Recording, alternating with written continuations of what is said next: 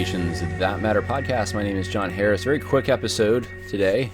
I wanted to talk to you about a video someone sent me. So this is actually two messages I got in a row from different patrons on Patreon. One sent me this link to a video that Founders Ministries put out. It's very short by a guy named Gunden who works for Founders or with Founders Ministries. And he has... He articulates the argument for staying in the Southern Baptist Convention, and he does it well, and it's the argument that I've heard over and over and over from a lot of people, many who aren't now articulating that same argument, but it is the main one you'll hear. This could apply, though, beyond Southern Baptist. This is any denomination that's going in a bad direction and perhaps too far gone, but there's this rally to try to stay there because conservatives way too often let organizations go bad. And what happens? We built up this beautiful organization. We put lots of money into it. It's well endowed. We have great buildings, and then we don't get to stay around for any of it. We have to go and start and build a new one. And this is what the fundamentalists did. This was the whole idea behind Westminster Seminary. And denominations just keep splitting. They just keep splitting into smaller and smaller segments until you're so fractured, it's ridiculous. And of course, this is what Catholics berate Protestants for too. I don't know that they're doing that so much these days, but this is the trend for at least the last century. Really, more than that, the last 2 centuries at least, you see this trend. And so the question is, why this trend? What brings this about? I want to take a 30,000 foot view and just share with you some possibilities, because a second patron sent me a message right after, a different person that was just tailor fit to this. I just couldn't believe how they went together, and I thought that's a podcast right there. So let's watch the video first from Graham Gunden. And this is Graham Gunden and Tom Askell, and they're trying to make the pitch for staying in the Southern Baptist Convention. And this is what he says. Conservatives in whatever institution, organization, or context you're thinking of, we're known for taking our ball and going home.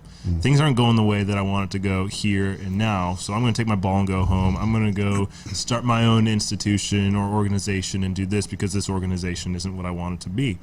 Now, he's absolutely right, but he is using the language of preference here, and it's not just for people, and he may not even mean this in his own mind. He may be thinking of it in the terms that I'm thinking of it, but just for those who are listening, to be very clear, this isn't just a preference thing. They're using the blue-colored, carpet, and I wanted the red-colored carpet. We're not talking about that. We're talking about fundamental differences. We're talking about apostasy, downgrade, false teaching, right? That's what's going on. It's not just a personal thing. This organization is not going the way God wants it to go. This organization is it is doing the opposite of what it is supposed to be doing. It is taking the money that is given to the Lord, and it is using it for purposes other than that are actually against that. That's the issue.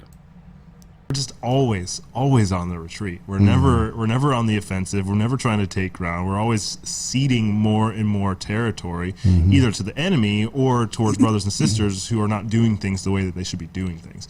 Now, this happened to some extent during the window that I've talked about, from 2017-18 to 2020-21, when when there was this window where I think you probably could have rallied the troops, got the SBC back on a little bit of a better track. You could have tried a second conservative resurgence, but a lot of the conservatives were calling the false teachers brothers, trying to make complementarian the hill to die on, trying to be really nice, read charitably, not go too far.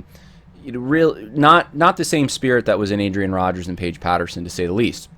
And so I see what he's saying reflected in what I've noticed in the last 2 years, is conservatives don't generally go on the offensive much. There was a little bit of that. I'm not saying there wasn't any of it, but it wasn't that effective, and it wasn't that aggressive.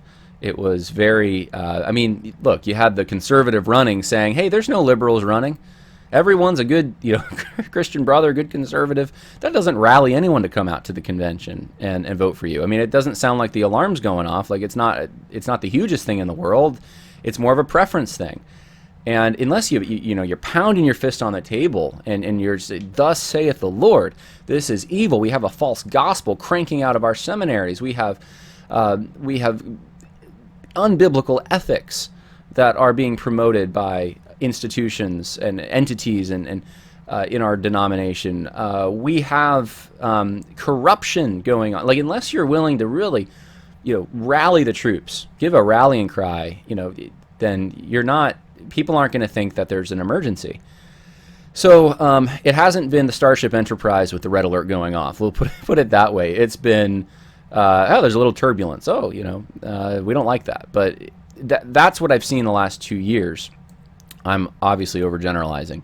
And I'm not saying there weren't people who didn't fight, but there wasn't a concerted effort, okay? And so I think I see what he's saying here. Now, I don't know if he thinks that or means that, but their argument is to keep staying in the convention. And so it must be that, we haven't really fought yet. I don't know. We're going to fight.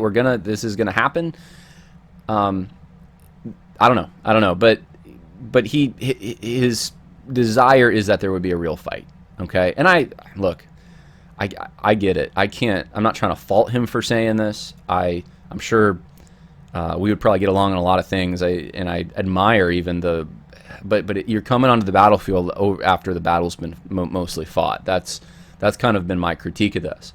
But what the trends he's identifying is absolutely true. Conservatives, for whatever reason, the last 200 years or so, especially as the nominations divide, you don't see the fighting spirit. Now, why is that? Why has it been so limp-wristed the last 4 years in the SBC with conservatives? What's going on? And so we're going to go start another organization, we're going to go start another institution, which in 50, 60 years, our descendants are going to do the same exact thing. And so what we do is we keep using our resources to build institutions for the enemy. Okay, so we keep using our resources to build institutions for the enemy. This is what I want to show you or talk to you about. I'll read it more. I had someone reach out to me and send me a speech it's called The Legacy of James Burnham, Foxes, Lions, and the Conservative Movement, by a guy named Daniel McCarthy. And I listened to it actually twice on double speed. So if I listened to it once on single speed, I probably wouldn't have had to listen to it twice. But I really wanted to understand what he was saying. And because I'm not familiar with these guys. I wasn't familiar with James Burnham, really, and some of the other guys that he mentions. And so James Burnham was he was an expert on Trotsky, but he was one of the founding members, I guess, of National Review, and William F. Buckley considered him a father figure, really influenced William F. Buckley. So on the right, and he talked about, and he had a fancier word for it, but the layman's term is, he talked about foxes and lions, and these two different, how do you say it, personalities, tendencies, people that operate in different ways. Some operate as foxes, some operate as lions. And the lions, like Donald Trump, right, would probably be in this. But the lions are, there's a divide. You have in political conservatism the people that are the voters. And the voters tend to be more, it's populism. He doesn't use that term, but they like Richard Nixon's silent majority. They like Donald Trump's Make America Great Again. But those didn't fit into what was happening in the intellectual conservative circles.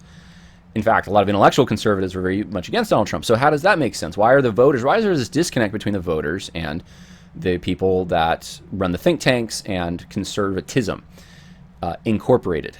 And he says, well, you have to understand there's this personality of your foxes and your lions. And the foxes are the ones that end up getting into the positions of leadership. They're very cunning.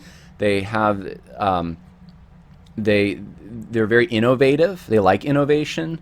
In fact, one of the things he identifies them as is, he says, if you hear someone say America is founded on these ideals of equality or something like that, and that the America's an idea, it's not a country, that's a good indication that you're talking to someone who's more of a fox.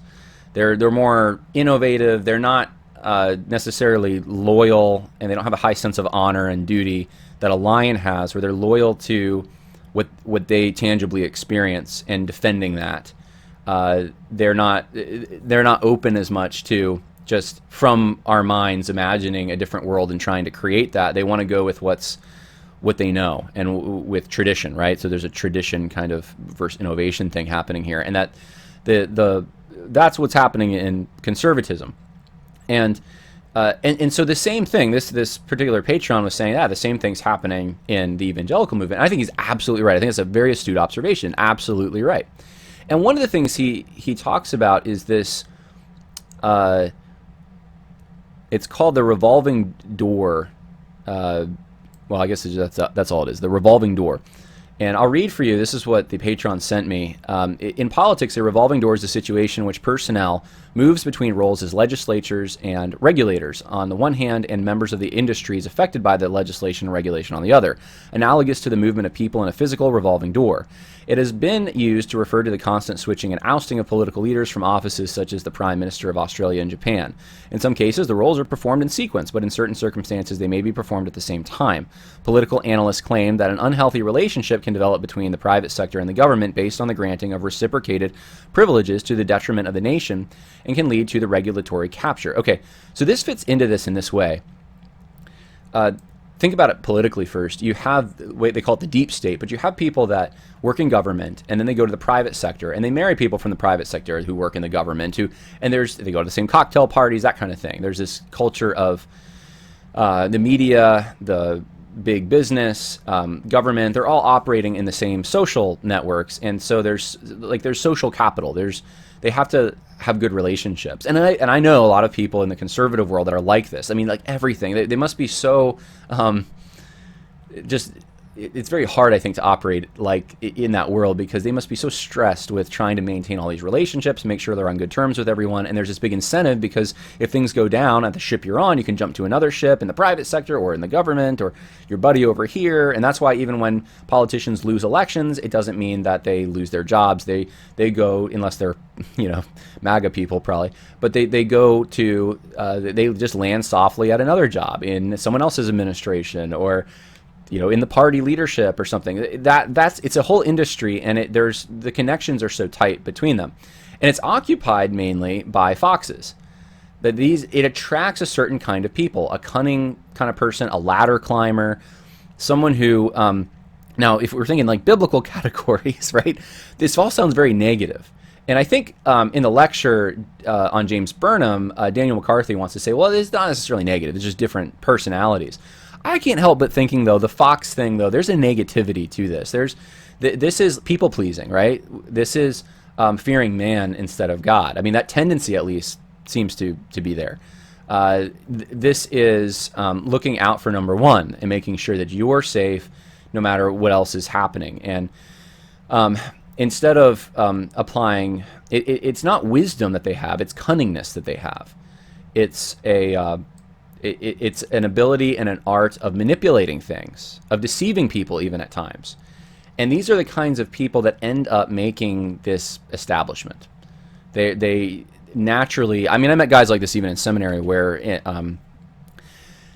the guys who know how to flatter and create a situation where they can get platformed by the professor or something like that. And they're good at it, and they just know how to do it. So these are the foxes, if you will. The lions, though, are the people who are very, very loyal. They're not just after their themselves. They're not innovative. They're much more loyal to tradition, to their families, to the situation that they grew up in. They don't want to try to create utopia. What they're not trying to do is get a group of people together for a higher purpose. They don't see that we should just be creating this higher purpose of this telos for a political society, that they need to accomplish something. There's nothing to accomplish, like some great feat or something. It's just it's trying to just, in this fallen world, maintain the true and valuable good things that we have. Doesn't mean there's not room for reform or improvement. It just means it's not this grand this grand goal that we're trying to accomplish somehow. And things are good in and of themselves. The life that you live is an end in and of itself. It's not a means to equality or liberty or something like that. That's what I'm trying to say. So I thought that was an astute observation. I thought, yeah, that's true. And then There's another gentleman that was mentioned in the talk called Robert Michaels, and if you go to the Wikipedia page for him, the guy who sent me this, let me just read this to you. He theorized that all organizations eventually come to be run by a leadership class, who often function as paid administrators, executives, spokespersons of political strategists. In the case of churches, many persons who derive their incomes primarily from parachurch entities like the Blob out on Brown Road in Duluth, various seminaries, colleges, missions, etc. for the organization. Far from being servants of the masses or of the church, Mitchells argues that this leadership class, rather than the organization's membership, will inevitably grow to dominate the organization's power and structure by controlling who has, and listen to if this makes sense in your parachurch organization or your megachurch. Listen to this. By controlling who has access to information, those in power can centralize their power successfully, often with little accountability, due to the apathy, indifference, and non-participation most rank and file members and officers have in relation to their organization's decision-making processes. Because no one has time for that, right? They're busy feeding their kids and stuff. They just want to give to the church, just take care of it, right? They're not getting involved. Mitchells argues that democratic attempts to hold leadership positions accountable are prone to fail, since with power comes the ability to reward loyalty, the ability to control information about the organization, and the ability to control what procedures the organization follows when making decisions. All of these mechanisms can be used to strongly influence the outcome of any decisions made democratically by members. So this is fascinating to me, because it describes exactly what's happening. Mitchells stated that the official goal of representative democracy of eliminating elite rule was impossible, that representative democracy is a facade legitimizing the rule of a particular elite, and the elite rule, which he refers to as an oligarchy, is inevitable. And I think he's absolutely right about that. I think democracy, this look at every medieval movie. There's two themes, right? I want to marry for love, because arranged marriages are oppressive, and duty to your family and your country, no, that's bad. And then number two is let the people decide. We shouldn't have divine right of kings. It should the people. Democracy is good. And that is so drilled down from when you're a little kid, that democracy is so important. Equality, democracy. When we go into the Middle East, it's all about democracy. We just got to establish democracy. You're not going to find that in Scripture. A republic, which is what we have, or should have, I don't even know anymore after last year. A representative government it's preferable to a monarchy when you have a population that is self-governing. If you don't have a population that's self-governing, which by the way means they are religious, founders knew that, then there's no point. Why have a republic, and why especially have a democracy? The founders didn't want democracy. That was mob rule. But today you just hear democracy, democracy, democracy. Democratic socialism, right? That washes socialism in the waters of democracy. And what Robert Michaels is saying is there is no, inevitably what's going to happen is a hierarchy always emerges. It always does. It always does. It's inevitable. You will have the people who are the foxes, the cunning, the self-serving, the innovative, the less principled, the less concerned with honors, less moral scruples. They end up rising to the top. They just do. They end up, and then once they get there, they figure out how to work the mechanisms to control the people that put them there, and that they're supposed to be serving, but they're actually usually taking resources from. So this happened in parachurch ministry to some extent. This definitely happened in the government, and I think it relates to what Graham was saying in the video that I played at the beginning. This is why this happens over and over and over again. Conservatives create an organization. Over time, the foxes end up climbing the ranks, and they're cunning. They're able to deceive people. Look, I can kill you story after story. It's very hard to vet, but a lot of people are, they especially with Marxists, are so subversive. They just don't see it. This has been the problem in the SBC for the last 4 years. It's like, I remember calling in talking to some of these conservatives in the SBC and being like, this is what's happening at my seminary. This is, and it was, the way it was treated was like, I have to see that quote. I have to confirm this. And it's like, and that's very legitimate. Okay. But then even if I get the information, it's like I don't know. It's still a good brother. I just can't, I think he's still on our side. I think Aiken, I think he's still on our side. I think Al Mohler, he's still there. He's still, even when the evidence was in, it was still, there was such a, the lions get taken advantage by the foxes. They're outfoxed. And this is what's happened over and over and over. Now, one of the questions is this partially the result of industrialization? Which I don't have the ability right at this point to even probably comment on, but it is a thought I have. Did this get worse? Not because human nature doesn't change, but did it get worse after the Industrial Revolution, when everything was so specialized, and things were operating on a bigger scale than they were before, and there was less accountability, more trust in someone who had a specific set of skills that was not shared by others, and did this create a class of priests almost who were the scientists, the career politicians, the career theologians, the academics in certain fields, where they were above almost the lions, but just the population in general. They were looked to in certain ways, ascribed honor to them, and they were untouchable in some ways. Is it connected to that? And that's an open question. I don't know exactly, but it does seem like it's been a problem in the last 200 years more than ever. Now, you could go back and say like denominations have been splitting off throughout the whole history of the church. There's always been schism. There's always, even in the New Testament, right? That's very true. But it seems to be much more amplified in the last 200 years. And so I wonder about that. And a lot of it does have to do with people from the left taking over the organizations. Conservatives tend not to be foxes. Their principles prevent them from doing that, and they're not on to what foxes do. They tend to be naive. They tend to think the best about people. They tend to think others are as principled and as they are, whereas the foxes tend to look at the lions and think of them as cunning and deceptive as they are. So they project all the time and ascribe motives that aren't there. And so this is why this happens, I think. This is a big part of it. And the question is, how do you break that cycle, right? So let's say the Southern Baptists start, like the conservatives say, we're going to start our own organization. Boy Scouts, right? They have now Trail Life, or I think it's called Trail Life. This is our own organization. How do you keep that organization from getting corrupt? How do you make it so it's accountable to the actual members? How do you make sure that you get lions in charge instead of foxes? I don't have the answer to that. I don't know. There needs to be a healthy dose of suspicion. There needs to be more vetting and more discernment. I know that. I know that there needs to be less fear of man. I know that. Those are the starting points for me.